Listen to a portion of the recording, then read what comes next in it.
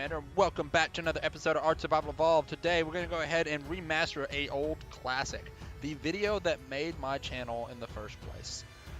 This is SuperSecret Base Remastered. Okay guys, first off, you're going to be underneath this bridge here. This is where the SuperSecret Base is on Ragnarok. If you cannot tell, I don't have it set on the map. Anyway, right here in the canyon, you cannot miss it. Everybody knows the bridge. And here's what we're going to do. We're going to build a bridge that hangs under the base. Yeah, under the bridge. Yes, that's right. We're going to build under the bridge. So let's get to it. First thing to know about building this base is you're going to have no collision on the server. If you don't, I haven't been able to figure out a way to work around it. I've tried. Could not work around it. So you're going to need no collision on the server. Then you're going to want to drop a single pillar. Any pillar, preferably wood actually, and drop it right where I put that one, and then place a ceiling on top of it. Then you're going to bridge out with the ceilings and continue out, heading further into the center. Now this first row of material is a bit more or less whatever you want it to be. If you want to do wood, don't worry about it. You're not going to be replacing this stuff. In fact, you're probably going to be tearing half of this down. If you're really strapped for resources, then I would suggest going with wood. If you're not, then maybe go with the higher tier structures like metal. So your initial target when building is not to build across, but to build in deep. And what you're wanting to do is get underneath this portion of the material here of the bridge where it hangs a little deeper. And this is going to provide you a structure to hang from. Also, this is thicker, and that is going to be very, very beneficial, as you will see when I pop up to the top to show you exactly why. What you'll see here as I demolish this pillar is when I come up to the top, you'll see that that pillar is actually sticking up and the structure has been above the ground up there. Meanwhile, the pillars further in underneath the structure have never stuck out at all. So unless you're a perfectionist, what you'll see as you continue to build into the structure here, you'll find as you push further and further back that the pillars start to grind into the wall. Now, if you're a perfectionist and you want it to be straight, you're going to have to do a lot of work to get that proper. But if you're not, remember, you're in a no-clip server, so it's not a big deal if the pillars start grinding into that wall at all. You'll also notice I keep all my pillars to the side. I try not to put anywhere else other than on the sides. That's to help reduce that clutter and give you the ability to use the structure the best you can. This is supposed to be a stealth base, so there's not a lot of room in the first place, and therefore I need all the room I can make on the inside.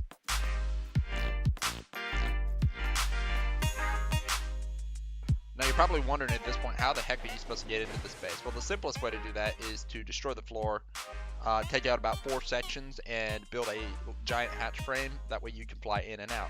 I prefer to use a Tapajara.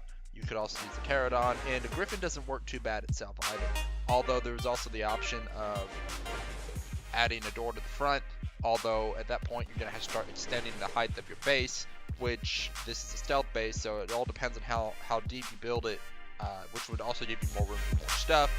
I choose to build as shallow as possible here so that I can have the best stealth base possible.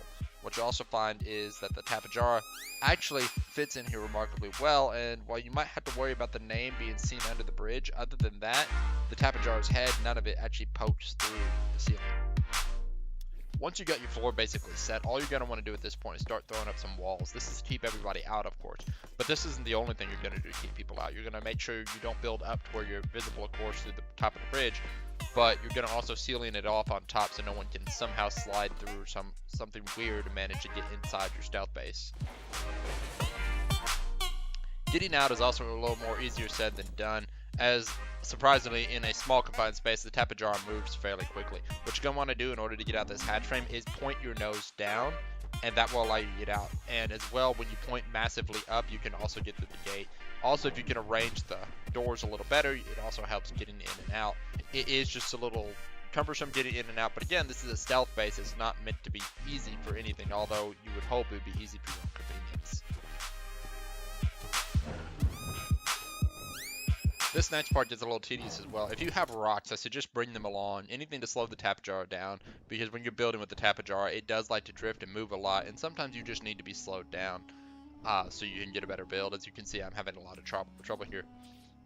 What you're going to do at this point is start setting up so you can build defensive turrets. And one thing I realized is rather than building ceilings off to the side and placing your defensive turrets there, use the structures already available to you. You have unbreakable stone structures below.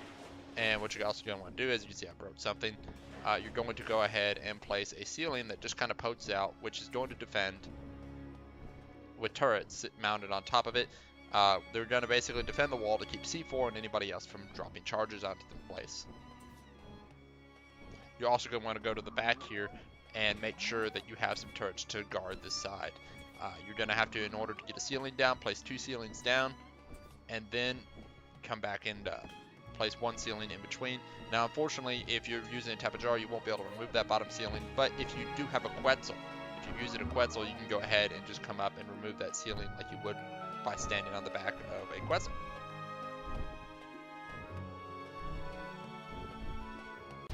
What you're going to want to do is set a turret on each one of these unbreakable stone structures here.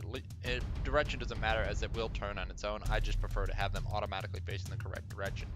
You're going to also want to place 1 turret on top of that metal ceiling up there, and then 2 in the back. You want to make sure these turrets basically cover each other to keep people from planting C4 to destroy them.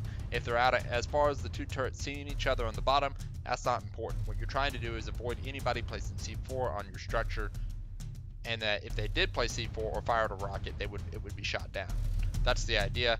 And so the turrets basically need to cover each other, make sure no one can get underneath them and destroy one of the turrets. And at the same time, the turrets also need to be set for a very, very low range. The turrets do not need to be shooting people as they fly by. The goal is to be a stealthy base and to hide it. If you are designing a war base, it's another story, but here it is. We're just trying to build a stealth base here, so I set my turrets to as low range as possible. That basically prevents the enemy from being notified that the base even exists, hopefully.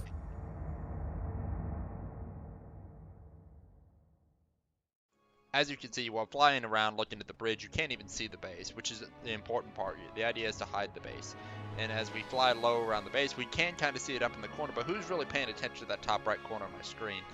Maybe some people who are a little more aware than others, but for the average person, it's going to hide that base.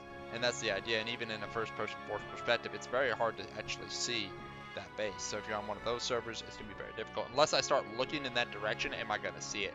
And you could also paint the metal a tan color, just in order to help hide it a little better. Maybe a gold, something that hides it just a little better.